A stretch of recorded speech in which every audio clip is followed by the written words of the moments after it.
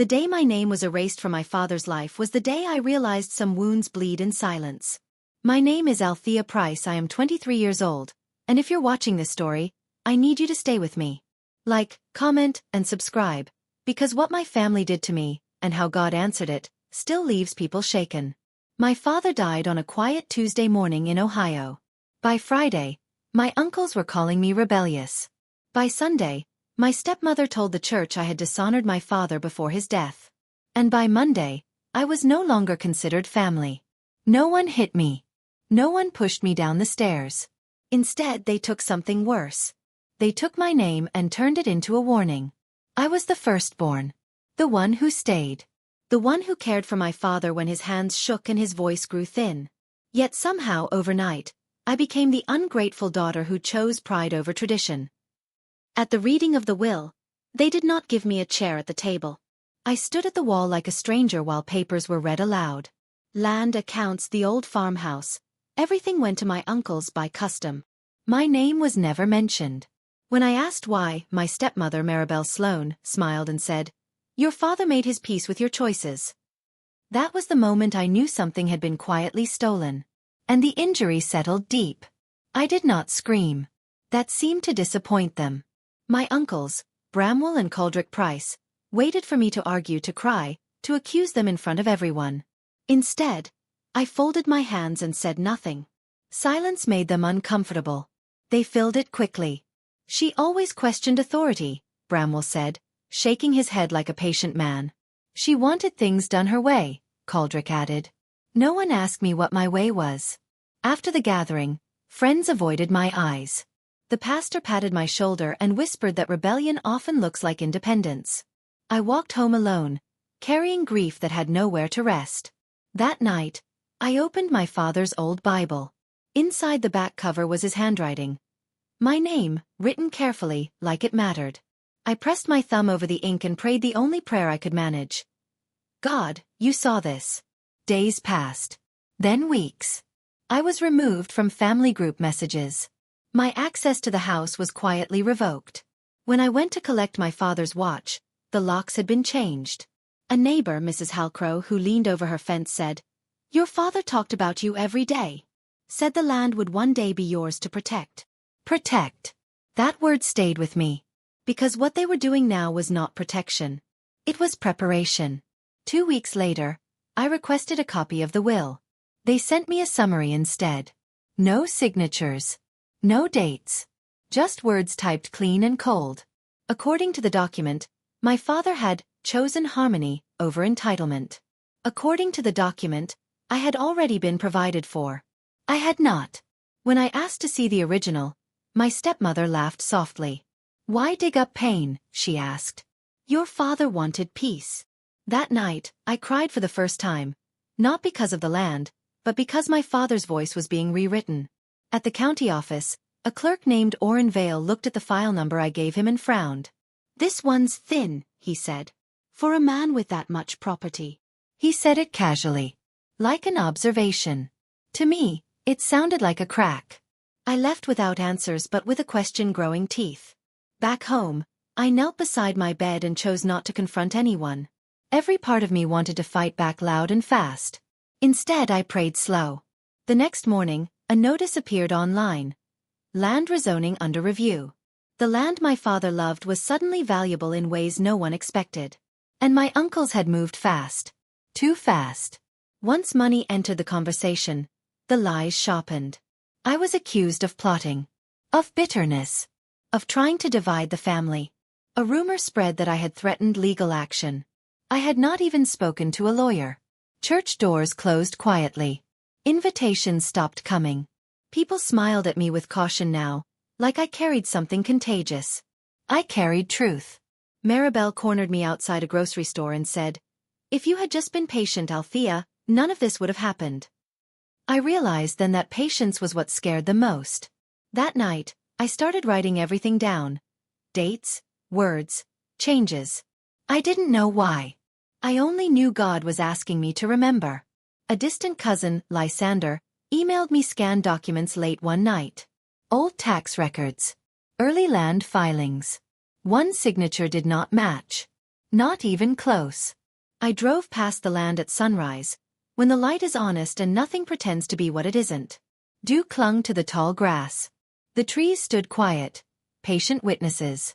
The farmhouse remained, weathered, unbowed, its windows catching the first gold of morning. My father had taught me how to listen there, to the wind shifting direction, to soil warming after rain, to the way time speaks if you slow your breath. I rolled down the window and whispered, "I'm still here," not as a plea but as a promise. Behind the scenes, men in boots and clean shirts paced the boundaries. Survey pegs appeared like small accusations. My uncles spoke in numbers and deadlines, confident the land would comply. Yet nothing moved cleanly. Permits lagged without explanation. Buyers circled and withdrew.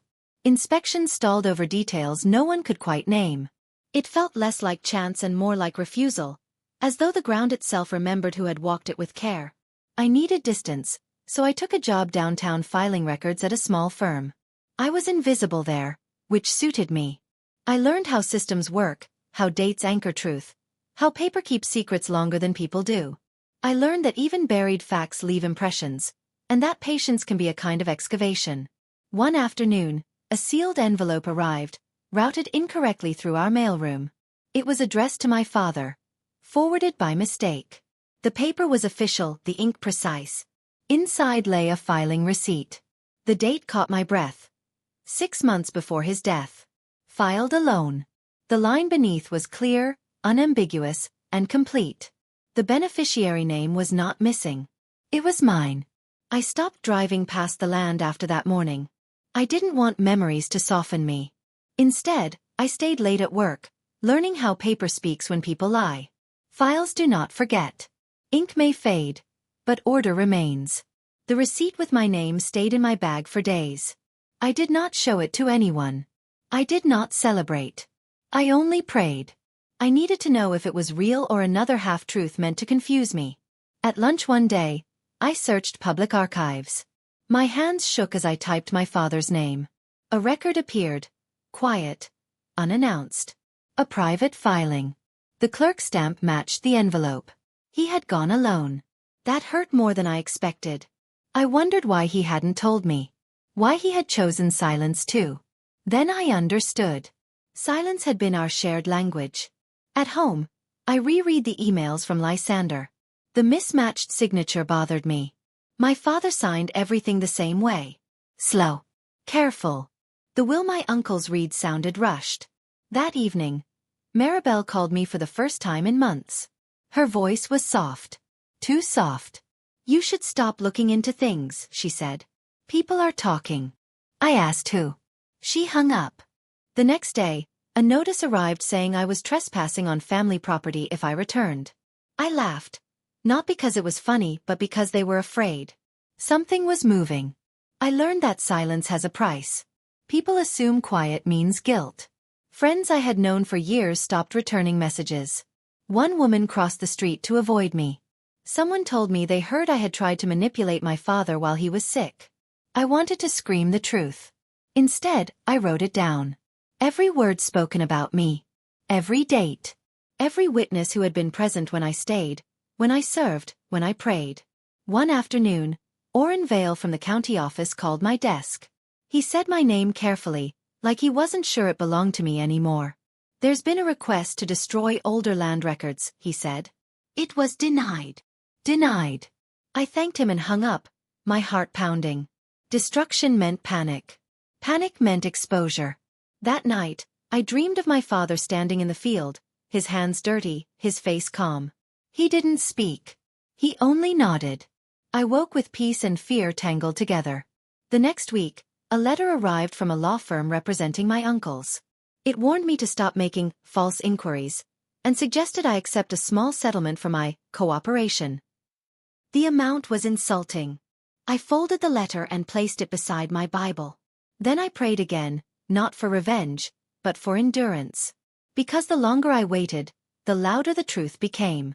The land was officially listed for sale. I saw it online before anyone told me. The price was high. Much higher than expected. Developers were circling like birds who smell rain. Bramwell began calling relatives he had not spoken to in years. Coldrick posted smiling photos, talking about new beginnings. Maribel started wearing brighter colors. They were celebrating too early. At work, I asked for training in document verification. My supervisor, Ms. Renwick, raised an eyebrow but approved it. She said I had a careful mind. I smiled at that. Careful had once been used against me. I compared the will filed after my father's death with earlier documents. Fonts changed. Margins shifted. Witness names appeared where none had been before. It was sloppy. Someone rushed. One evening, Lysander visited me in person. He brought a folder and an apology. He said he had stayed quiet too long. Inside were copies of emails between my uncles and a private notary. Dates overlapped. Signatures conflicted. The house felt heavy as we sat in silence, staring at proof neither of us had expected to hold. "I think they thought you'd fight," Lysander said. "They didn't plan for you to wait." I nodded. Waiting had given me sight. The first crack showed up in public. A local paper ran a short piece about the rezoning delay. It mentioned irregularities in ownership documentation. Just one sentence. No names. Maribel called me screaming. "You did this," she said. I had not spoken to anyone.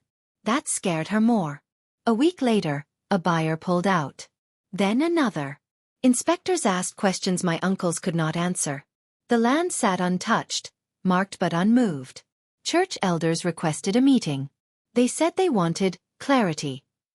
I went, carrying nothing but my notebook. They asked if I had rebelled. I asked if rebellion looked like caregiving. No one answered. I laid out dates. Hospital visits. Meals cooked. Bills paid. Quiet faith. One elder cleared his throat. Another avoided my eyes. Truth doesn't shout. It stands. When I left, one woman followed me and whispered, "We were wrong." It wasn't justice yet. But it was the beginning. That night, I opened the sealed envelope again. Inside the receipt was a reference number I had ignored. I typed it into the state system. A full document appeared on my screen. Locked. Waiting. My father had placed the land into a trust. Temporary. With conditions. The trustee had not yet been notified. The beneficiary name glowed on the screen like a held breath. Mine. I closed the laptop and cried. Not from relief, but from awe. He had known. He had prepared. He had trusted God more than noise. The next morning, an official notice went out. All sales were frozen pending review. My uncle's lawyer stopped answering calls. Maribel's social media went silent. I still said nothing. Because some victories need time to arrive whole. Once the sales froze, the house grew loud without sound. Phones rang in my uncle's homes. Doors opened and closed too hard. People who once smiled began asking careful questions. I heard these things secondhand, through whispers that finally found their way back to me. I stayed where I was. At work, Ms. Renwick asked me to help prepare documents for a quiet internal review. She didn't say why. She didn't have to. Files don't ask permission before telling the truth. I learned something important then. The longer a lie lives, the more it depends on silence from others. When that silence ends, the lie collapses under its own weight. Orrin called again. This time his voice was firm. He said the original trust filing had been located in an off-site archive. It had been flagged years ago as restricted access. Restricted meant protected. My father had known what he was doing. That night, Maribel sent me a message that read only, "We can talk." I did not reply. I prayed instead, not for answers, but for wisdom. I did not want to rush. I had learned the danger of speed. The next morning, a legal notice appeared in my mailbox. My uncles were being questioned about the will. Not accused. Questioned. That was enough. Family gatherings stopped pretending to exist. Group chats dissolved. Birthdays passed without calls. Even Bramwell's voice, once loud and confident, softened when people asked about the land. Lysander told me Coldrick had begun blaming Maribel. Maribel, in turn, said the lawyers had assured her everything was proper. No one wanted to be the last one holding the lie. At work, I was allowed to sit in on a review session as a clerk. I watched professionals point out inconsistencies without emotion. That was the hardest part to witness. No anger. No judgment. Just facts. One of the documents showed a witness signature from a man who had died months before the will was dated. Another showed a notary license that had expired. Paper does not forgive. That afternoon, I received a call from the trustee's office. They asked if I was Althea Price. When I said yes, they said they had been trying to reach me for years. Years. My father had named me trustee successor in case of dispute. The land was never meant to be sold until certain conditions were met. Conditions my uncles had violated. I hung up and sat still for a long time. I thought of all the nights I had prayed for strength, not knowing it had already been set aside for me. The meeting with the trustee happened in a quiet building with no signs. They spoke plainly. They showed me copies of filings my uncles had never seen. My father's handwriting appeared again, steady and sure. He had left instructions. If anyone attempted to rewrite the will or sell the land outside the trust, ownership would revert fully to the beneficiary, and the matter would be referred for review. I felt something break open inside me. Not anger, but grief. He had trusted me with patience. Outside, my phone buzzed non-stop. Bramwell left 3 messages. Coldrick left 2. Maribel left none. By evening, news spread through the family that the land might never have been theirs. Conversations changed tone. Some reached out with apologies that felt late but honest. Others stayed silent. A letter arrived from my uncle's lawyer asking for a meeting. I agreed. Not to argue, but to listen. The meeting room smelled like old coffee and paper, a stale blend that made everything feel heavier. The long table, polished but worn, reflected the tension in the air. Bramwell looked smaller than I remembered. His shoulders hunched, his confidence drained. Coldrick wouldn't meet my eyes. He kept staring at the table as if the wood held answers he was afraid to face. Their lawyer sat upright, expression controlled, choosing his words like stepping stones across a river he did not want to cross. They asked what I wanted. I looked at each of them in turn, letting the silence stretch long enough to make the question feel like an accusation. Then I spoke, steady and deliberate. I want what my father intended. Nothing more. Nothing less. The sentence landed in the room and stayed there, unmovable. Maribel arrived late, her entrance sharp and hurried. She carried herself with the urgency of someone trying to close a door that had already been forced open. Her face was tight, as if she had rehearsed every word and still could not make them fit.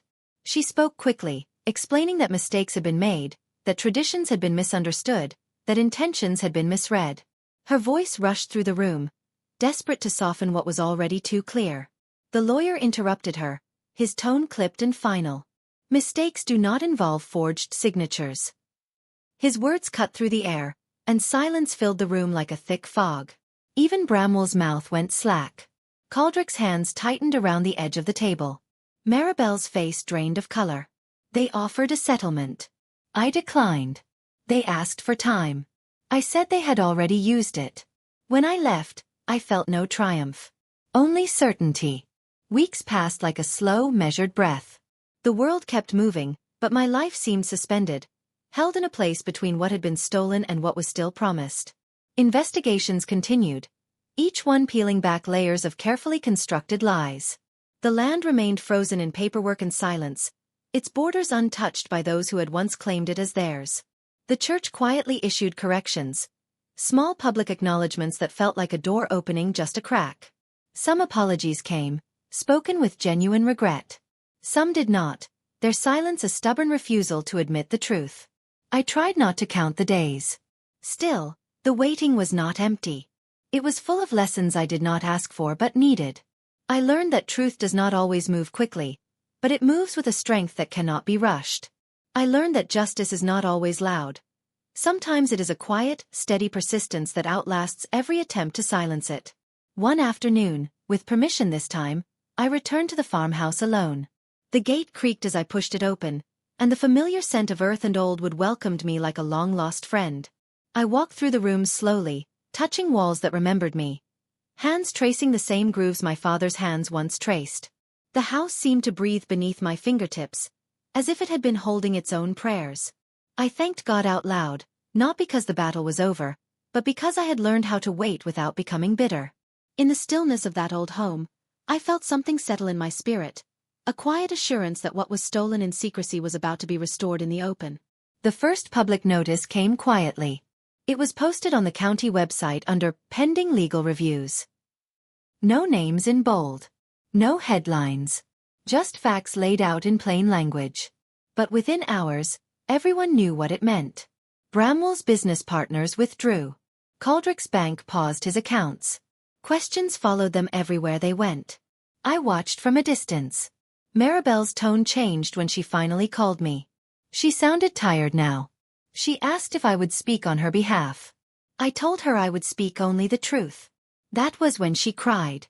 At the farmhouse, survey markers were removed. Inspectors left. The land rested again, untouched. I walked the fields in the evening and felt peace settle where fear once lived. At work, Ms. Renwick told me I had been promoted. She said patience was a rare skill. I smiled, knowing where I had learned it. The cost of lying became clear quickly. Legal fees piled up. Old allies disappeared. Stories they once told with confidence now sounded weak under review. I did not celebrate. I remembered the prayers I had whispered when no one listened. I remembered the nights I thought silence meant defeat. It never did. Court filings became public records. Names appeared. Dates were confirmed. The will my uncles read aloud was declared invalid. The trust was recognized as binding. There was no room left for opinion. A local reporter called me. I declined to comment. The truth did not need my voice anymore. Church elders asked to meet again. This time, they apologized openly. They admitted they had listened to rumor instead of witness. I forgave them, but I did not forget. Forgiveness does not erase memory. Maribel left town shortly after. Bramwell avoided public spaces. Caldrick sold his car. People who once questioned my silence now praised my restraint. That made me uncomfortable. I had not been strong on my own. I had been held. At the trustee's office, documents were finalized. Ownership was restored. Conditions were met. The land returned to its intended care. When I signed my name, my hand did not shake. The farmhouse was officially mine again, and the moment the paperwork was finalized, it felt as though the air itself changed. It was not just a legal victory. It was a restoration of a place that held the echoes of my childhood. The keys were placed in my hand. Real keys, not copies made for convenience. They were heavy with meaning, the metal warm from the palms of the person who handed them over. I stood in the doorway for a long moment, letting the reality settle in. Then I began to walk, room to room, opening windows and letting the light in. Dust rose in lazy swirls and settled again, as if the house had been waiting for permission to breathe. The floorboards creaked under my feet in familiar places, and the walls seemed to exhale. It was as though the building itself had been holding its breath, waiting for the day it could be claimed again with truth. Letters began to arrive from distant relatives, some written with sincerity, others with a hidden agenda. A few offered apologies that felt like they had been written more for appearances than for healing. Others asked for favors, as if my pain had become a doorway they could step through to get what they wanted. I answered neither quickly. Restoration requires boundaries, and I was learning that a healed life does not mean an open door to every hand that reaches toward it. Then a notice arrived confirming penalties against those who had altered documents. Fines. Probation. Permanent records. The system moved slowly, but it moved with a memory. Justice does not rush, but it does not forget. Lysander visited one afternoon with coffee and laughter. We talked about my father, not the case. We remembered him as he was. Kind, steady, alive in our stories. That felt like healing. For the first time, my name felt clean again, not just on paper, but in my spirit. When the developers returned, it wasn't with the same hunger as before. Their posture had shifted. They didn't come to buy. They came to partner. The land that had once been a battleground had become something else. An asset, yes, but also a story that people wanted to be part of. The value had grown, not only in money but in meaning. Word had spread about the truth that had finally been revealed, and with it came offers that felt like answers to prayers my father might have spoken aloud. Conservation groups reached out, proposing that parts of the property be preserved as a sanctuary for the land's native wildlife. Community leaders approached me with ideas for projects that would benefit the area.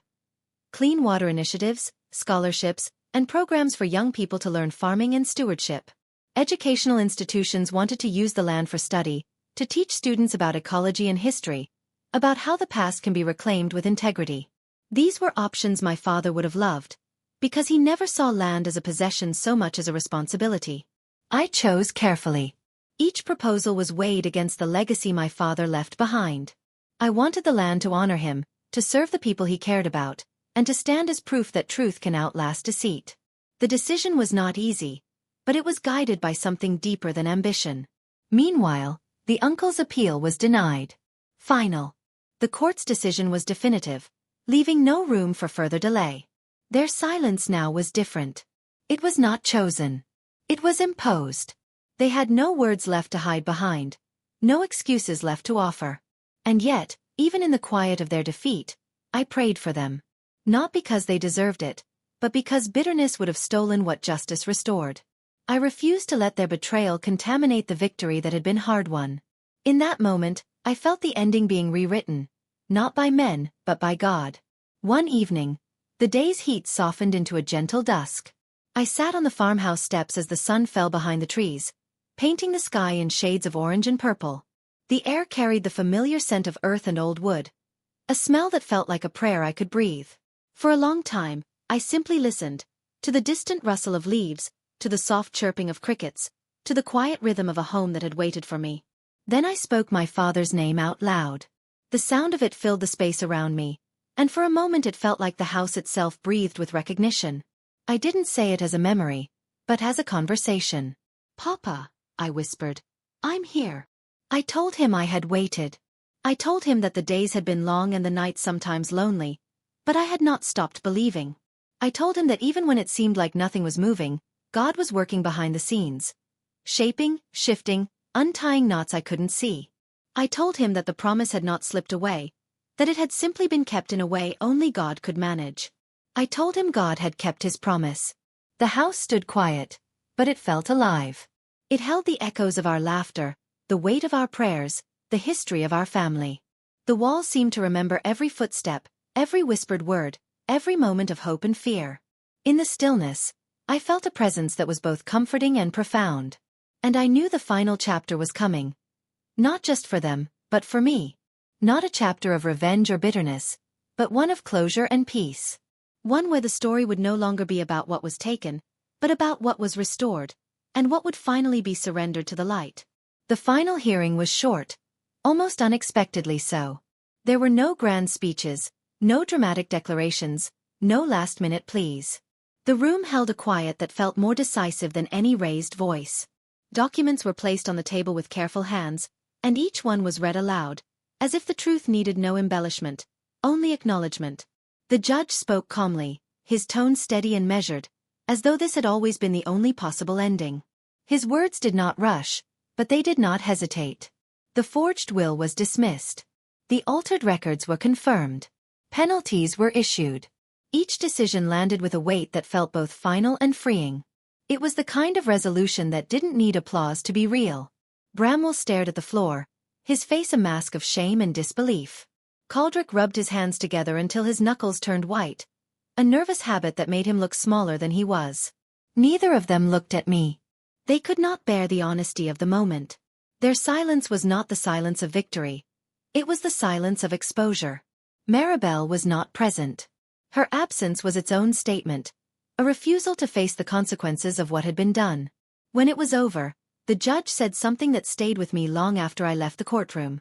"The truth tends to surface, even when buried with care," he said, and the simplicity of it struck me like a bell.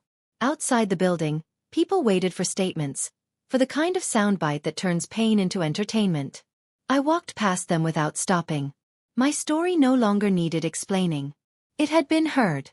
It had been validated. That night, I returned to the farmhouse and slept there for the first time in years. The walls creaked, the wind moved through the trees, and the house felt alive in the way it had always been meant to be. I felt safe. Justice had not shouted.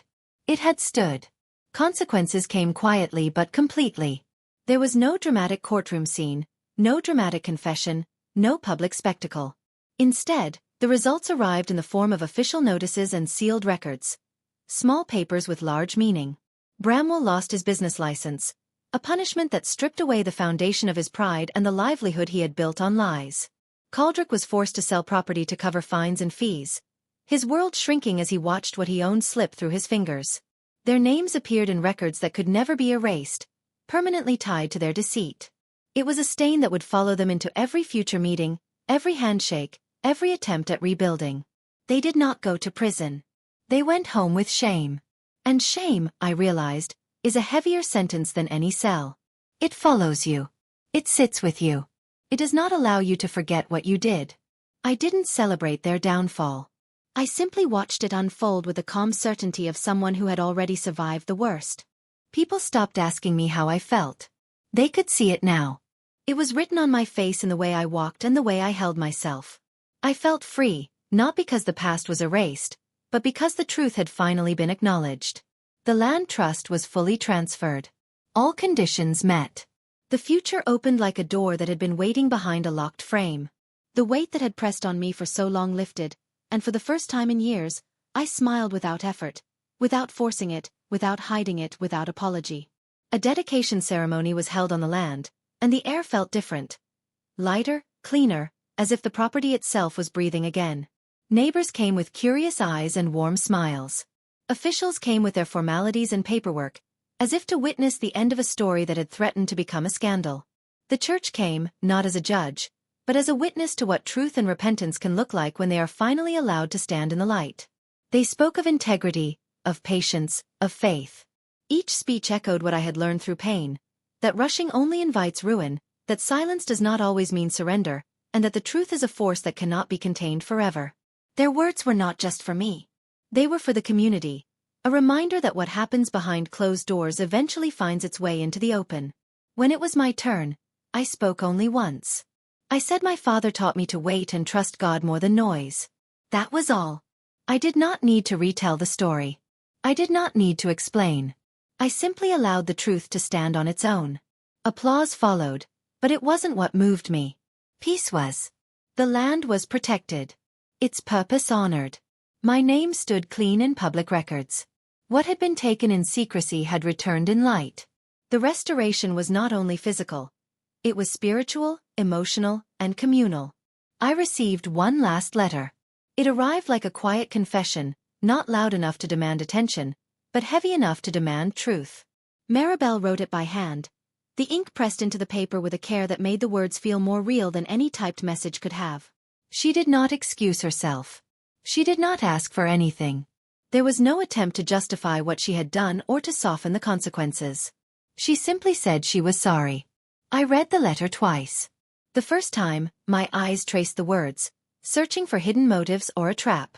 The second time, I read them as if I were hearing them from a place inside myself that had been waiting for closure. Her apology did not undo the pain. It did not erase the years of silence and betrayal. But it was honest, and honesty, finally, was something I could accept. I forgave her. Not because she deserved it, but because I did. Forgiveness was not a gift for her. It was a release for me. It was the final thread that tied the story together and allowed me to step out of the role of the injured and into the role of the healed. Forgiveness closed the final door. It did not mean I forgot. It did not mean I welcomed her back into my life. It meant I was no longer chained to the bitterness that had once threatened to become my identity. I sit on the porch now, watching the fields move with the wind. The same fields that once felt like a boundary now feel like a blessing. The house is full again. Not with noise, but with purpose. There is a quiet strength in this place, a steady rhythm that reminds me of what it means to belong. I was erased once. I was labeled once. I was silent for a long time. People assumed things about me. They spoke as if my absence was my fault. But in the silence, God was speaking for me. He was rewriting the story, not with loud declarations, but with quiet actions that revealed his faithfulness. If this story reached you, stay patient. Stay honest. Stay quiet when you must. Not every battle needs to be fought in public. Some battles are won in prayer, in persistence, in the refusal to accept lies as truth. What is stolen in secrecy is recovered in the open. My name is Althea Price. And this is how God fought for me.